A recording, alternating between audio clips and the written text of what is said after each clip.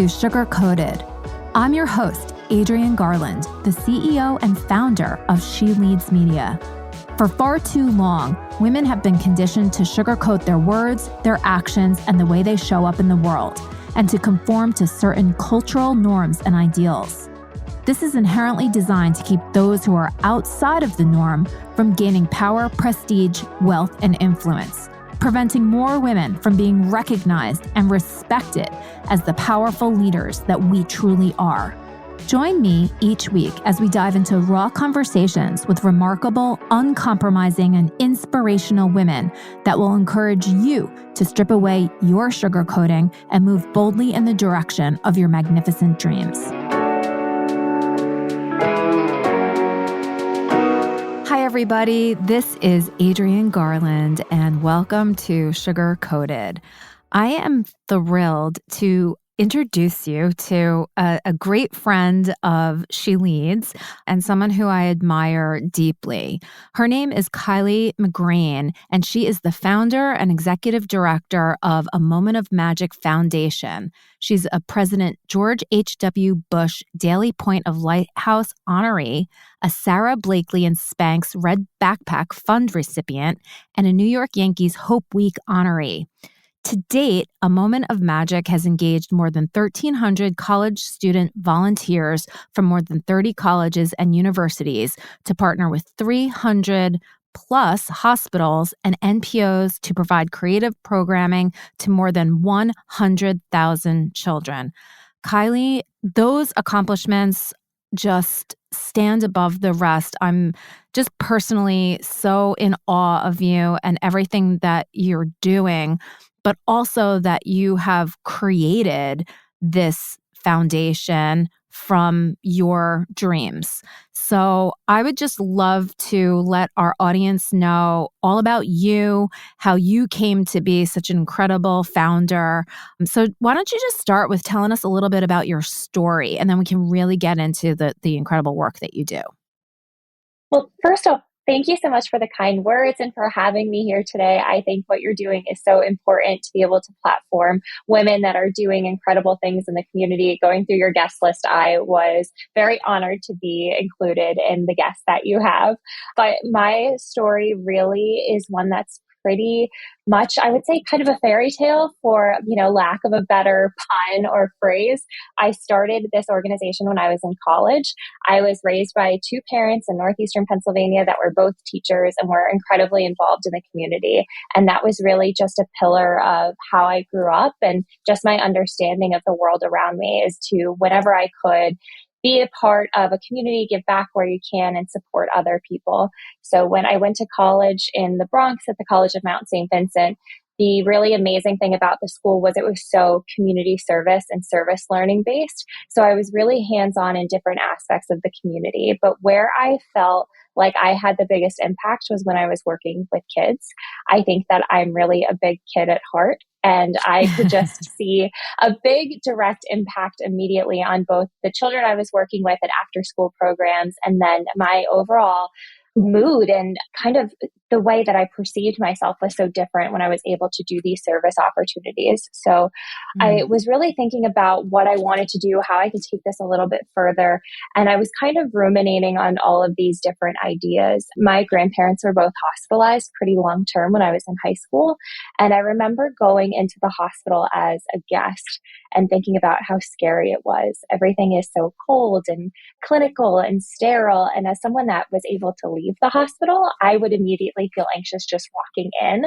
And it was really hard to conceptualize what that experience must be like for someone that has to stay there, especially someone that is a child. So I was really thinking about that idea a lot. And I went home for Christmas break during my sophomore year of college. And it was during the Frozen phenomena.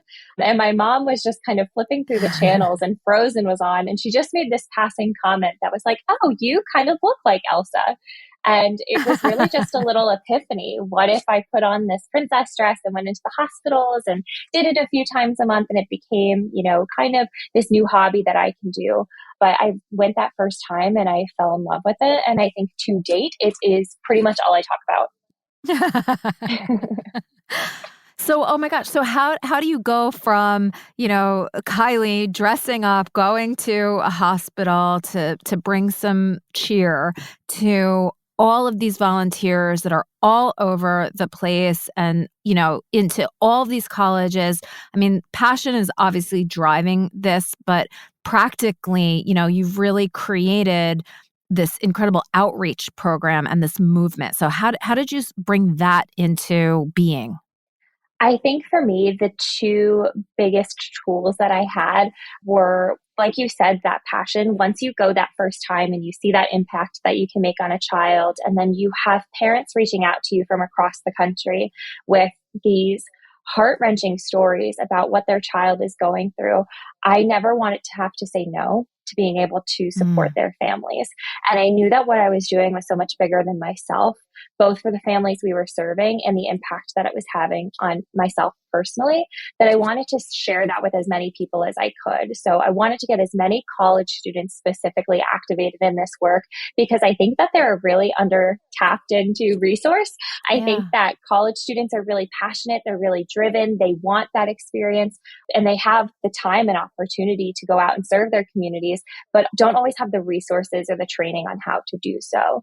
So that for me was really a driving force behind getting the work done and putting the pieces together. But I think the best tool that I have were the people that were around me, whether that was my friends and family and my now fiance, really showing me that I could do this and believing me and saying, how can I help Mm, you? To the professors at my school that really took me under their wing to show me that I could do this. And this is something that I mm. could build, to the mentors that I've met along the way. I think all in all, it's really the people that you surround yourself with that help make the most significant impact on the trajectory of what you want to do. I love that message so much. And I think the ability to even, welcome that help and ask for that help is something that sometimes women, we as women block, right? Oh, no, we can do it all ourselves. But there would be no way that you would be able to do this all on your own, especially with the amount of children that are in the hospital. And I love that you sort of looked around at your peers and said, wait a minute, these college students, they're really going to get something out of it. And they have the time and the ability to do it. So while I'm sure there are many other people of all different ages that would be, would love to do work like this. Really, the college students are your best resource, if you will. Oh, I love absolutely. that. I think that, you have two really great messages there. I think that's something that I struggle with and we all struggle with every day is asking for that help. And I have Yeah. been very humbled over the last few years, learning that I don't always do things the best and getting that Yeah. help and having those people that are experts in different areas. I've just learned how much better you are when you work as a team, whatever that looks like. And that's a practice that's much easier to say than to do all the time, but it's Absolutely. really important to lean into those people. Yeah. Oh my gosh. So I'm curious why you chose the path of nonprofit, right? You could have definitely created some type of a for-profit organization so that you enable this to happen, especially around entertainment and all of this kind of stuff. So when you were deciding, how do you almost go from you to a business structure, why did you choose nonprofit as the structure in order to operate everything? And how does that even, how does that work? And then even practically, like, what's the process to become a nonprofit organization? So I applied for a nonprofit organization during my senior year of college. And I remember going to the library and printing out the application for my articles of incorporation and trademarking and copywriting and even just the nonprofit status in and of itself. and felt so Mhm. overwhelmed. So I really was lucky to have professors on campus that would sit down and help me file that paperwork, because it really is an Mm. overwhelming and grueling process. And it's also a Yeah. lot of work to continue to retain that status, because you have to jump Yeah. through a lot of hoops that are different from the for profit sector. But I think for us, when we look at what we do right now, which is that service, which is the programming that we provide, what was really important to me was that there wasn't a barrier to entry. I think when you look at the healthcare system in the United States, one hospital can be so vastly different than another hospital just based on funding and accessibility. And I didn't want our Yeah. program to be limited by who was actually paying for our services, because every community Mm. needs these types of resources to provide these types of services to kids, because otherwise they don't exist. So that was really Yeah. important for us. To date, we have never charged for our services, especially for our families. Everything is free of cost. So there's no barrier Mm. to entry, and they're able to access it, these services that otherwise might not be possible. Yeah, that's so beautiful. And how do you go about raising funds? Because obviously, no matter what, you're operating, right? And so you need to cover costs. And unless you're completely independently wealthy, you also need to to live and buy food Yes. and shelter. So, is your program really based on fundraising, and what does that look like from year to year? Absolutely. I think this is the one area where we've had a lot of growth, but there's still so far left to go, because there's never enough money in the bank account to do everything that we want to do. So for us, Yeah. it really does rely on that general grassroots fundraising. It's the $20 that you donate on someone's birthday on Facebook, or it's buying a ticket Mm. to our upcoming gala. All of those things make a really big difference. But what we've started to do is also really actively pursue charitable grants, corporation grants, government funding, because those can really move the needle a lot. So that was Yeah. an opportunity that we really took advantage of during COVID. That was really our saving grace when we couldn't have any Mm. kind of events in person. Yeah, and how did COVID affect your ability to go into the hospitals? You weren't able to do it, right? We really had a difficult time during COVID. I kind of like Yeah. giving the metaphor that a moment of magic is like this little snow globe. And when we started hearing that hospitals weren't going to be accepting visitors and college students would have to be evacuating, came over and like shook that world up completely. Our entire business model was disrupted. And we sat Yeah. down with our board of directors and our volunteers and our staff and said, we have two goals here. We want to keep our staff employed. We want to keep our volunteers engaged. We want to continue providing our programming and our services. We want to make it through this next however long. Back when we thought it was going to be maybe a few weeks, it ended up being Forever. a few years. Yeah.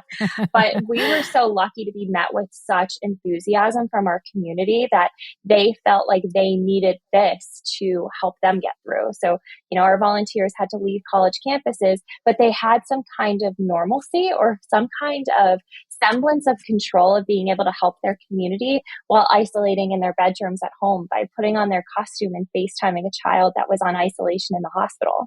Wow, that's amazing. And do you continue to sort of have that in an ongoing way? Because it's another way to be able to reach people when you, for whatever reason, can't get into the hospital. Absolutely. COVID really gave us a lot of room for creativity, which was really exciting to see. Yeah. During the last few months, we actually launched our own streaming service on our website. So now we have all of Amazing. these different types of videos for kids and families and hospitals to access 24/7, that it's totally free of charge.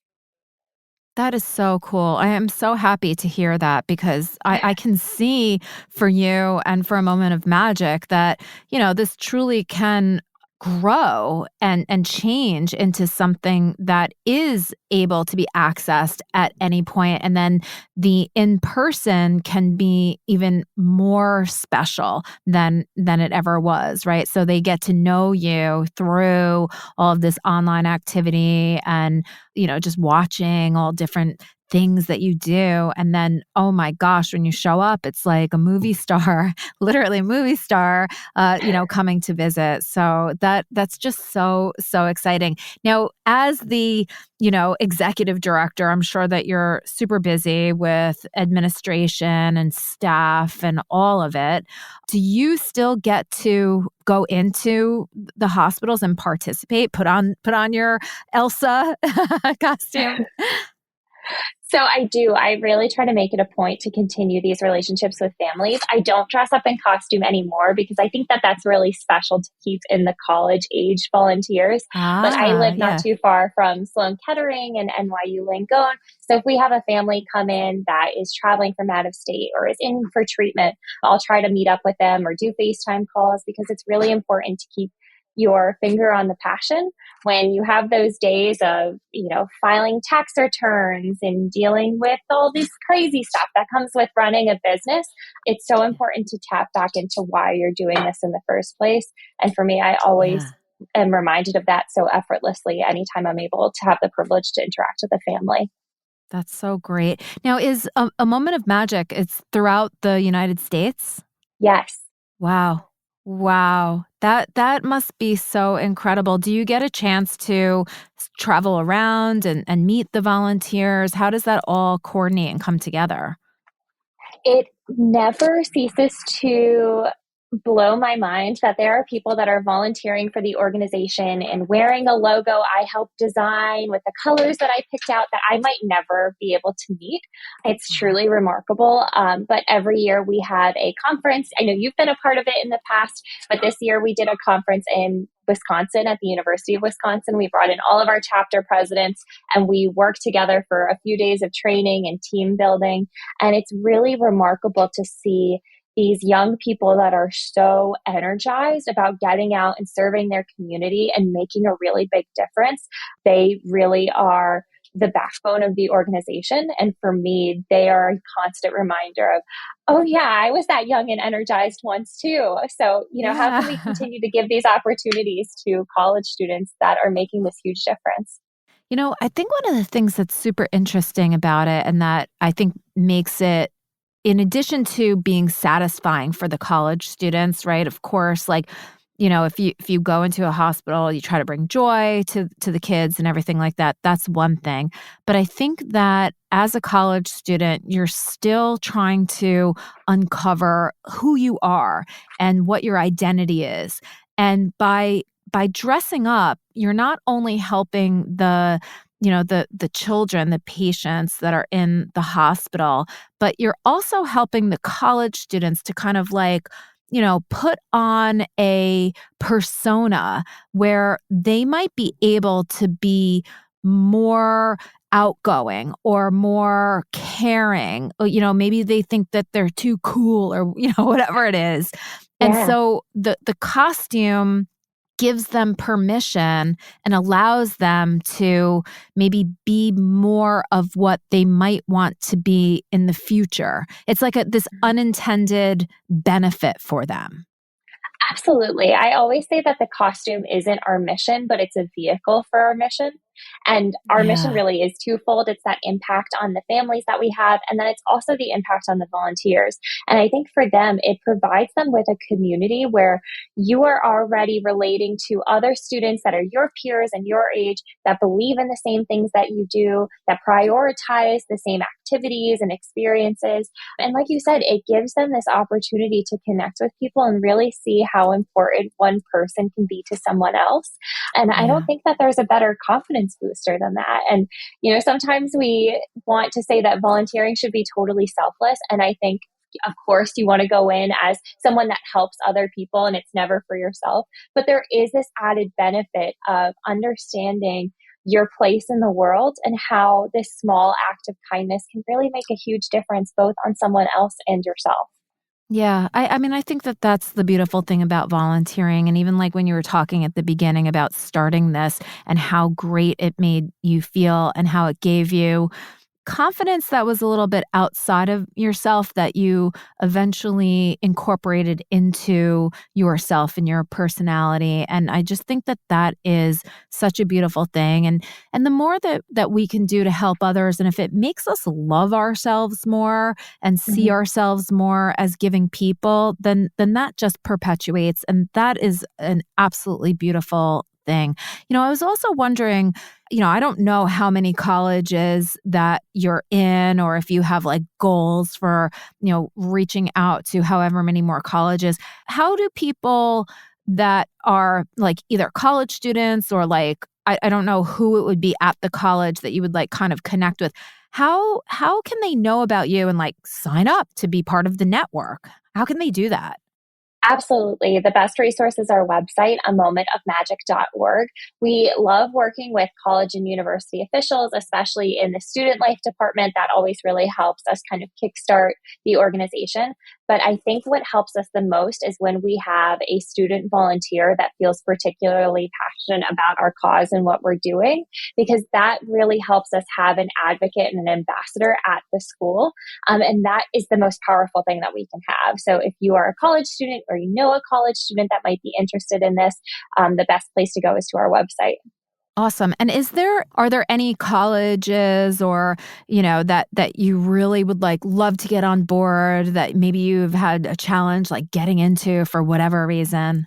The answer is we want to get into all of them. We want to All work of with them. all of the hospitals because Yeah. as many college students as we have onboarded and trained, there are always times in the year where either a visit is too far or we're already at capacity that week and we're not able to make it work perfectly. So we have to do some rescheduling or offer different services.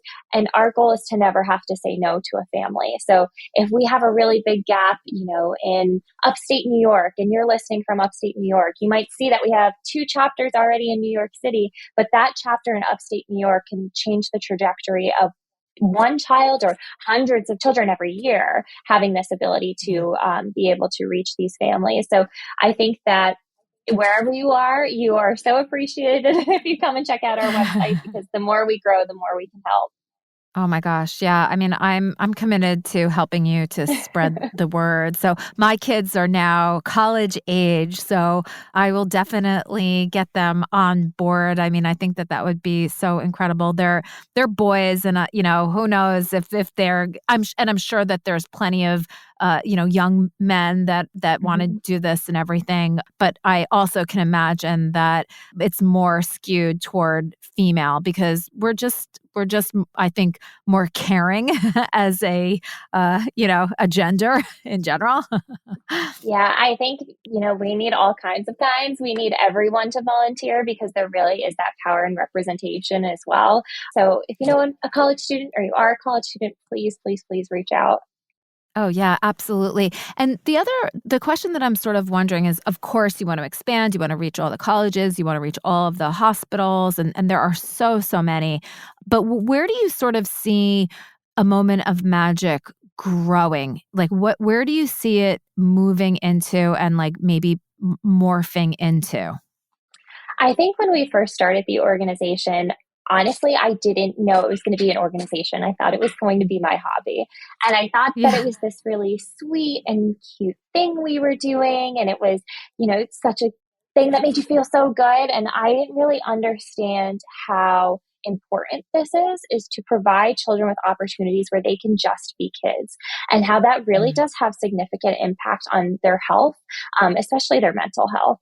And where we Yeah. have really taken a step back over the last 2 years is, where do we want to go in the future? And we really want to be proponents for children having access to programs like this that support their mental health.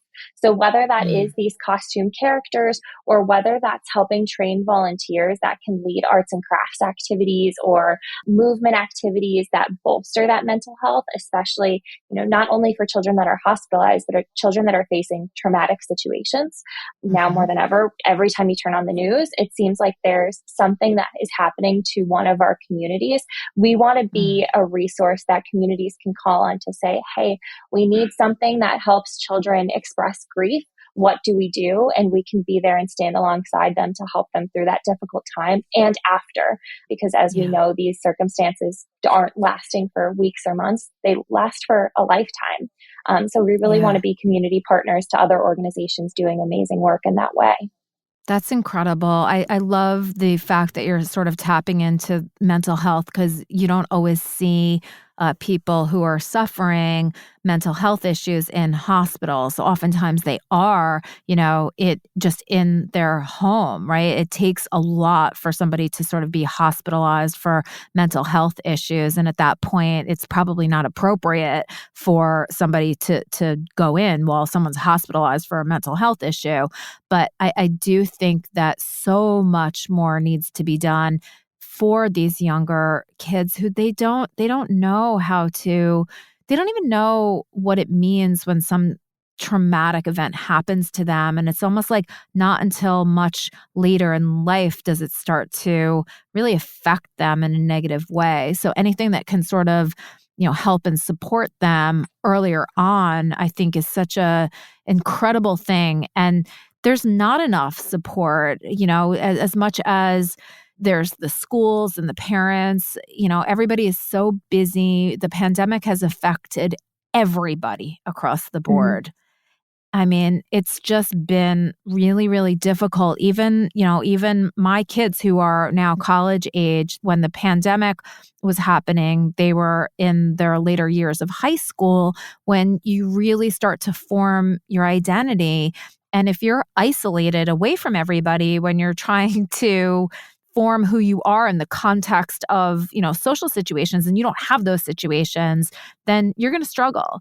And Mhm. it's, I see it among my kids' friend groups and everything like that. It's sad, and I think that that's not going to show up until they're even a little bit older too, and it's heartbreaking. So I love that you're talking about it's almost like the unseen because sometimes we don't see mental health issues, right?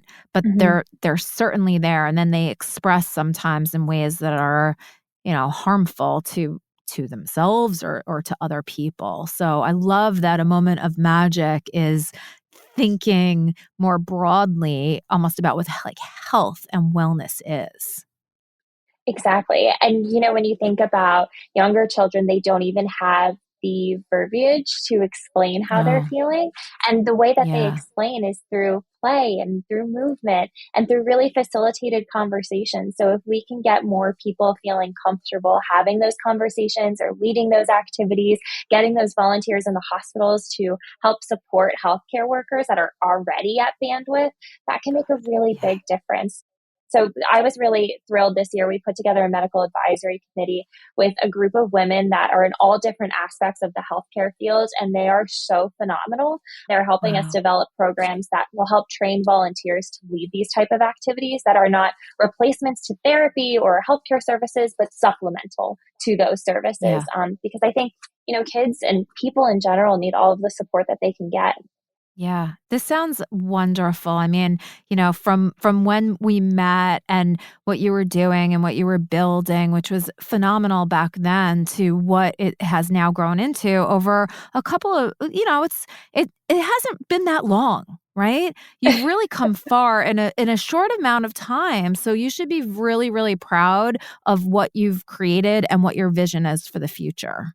I'm so impressed by everything, and I love what it is that you're doing, and I loved the fact that you were able to come to the She Leads conference because I do take a lot of time to curate who is there, whether it's from the attendee perspective or the speaker perspective, and I think the more that women can come together, like you just mentioned, the women that you brought together, the more that we can bring women together and share our expertise with one another to create great things that support society and people and children and all of that.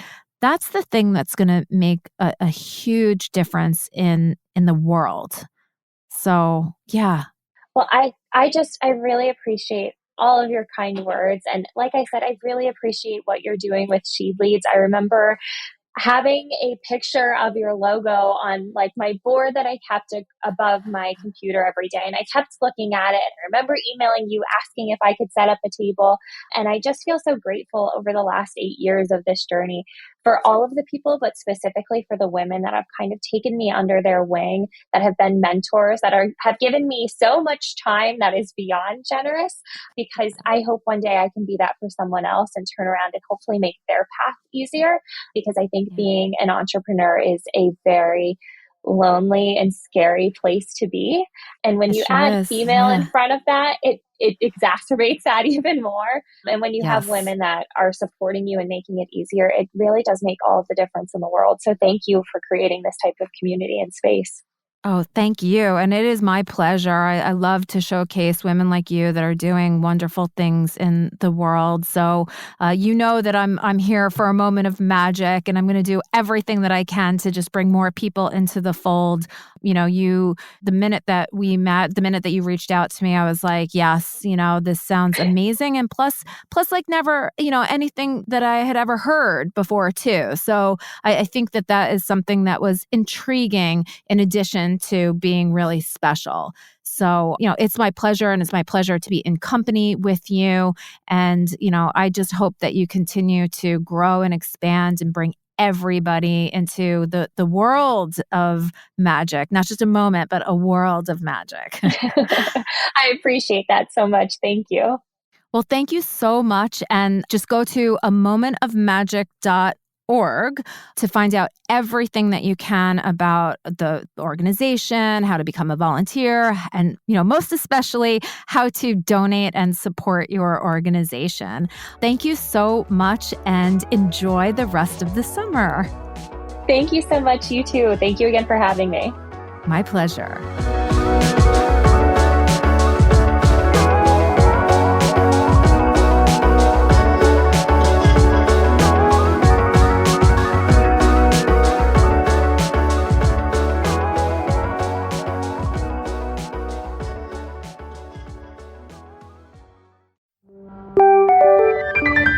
This is the She Leads Podcast Network.